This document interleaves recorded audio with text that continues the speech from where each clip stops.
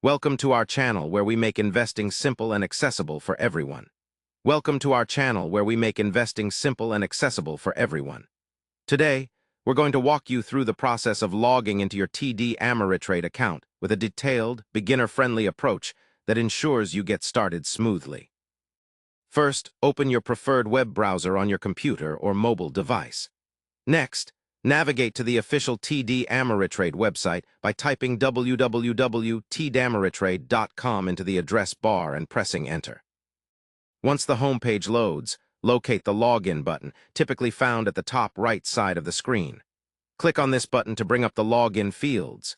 Here, you will enter your username or user ID exactly as you registered it. Be sure to check for any typos to avoid login errors. After entering your username, type your password carefully in the password field. If you want to avoid typing your password every time, you might check the option to remember your login on this device, but only do this on personal devices to keep your account secure.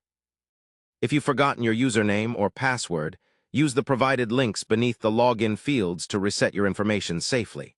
After entering your credentials, click the Login button to access your account dashboard. Once inside, you can view your portfolio, track your investments, and manage your trading activities effortlessly. Logging in via the mobile app follows a similar process. Download the official TD Ameritrade app from your device's app store, open it, and enter your credentials exactly as you would on the website. Remember to keep your login details secure and avoid using public Wi-Fi when accessing your financial accounts for added security. With these simple and clear steps, you'll be able to confidently log into your TD Ameritrade account and start your investment journey without hassle.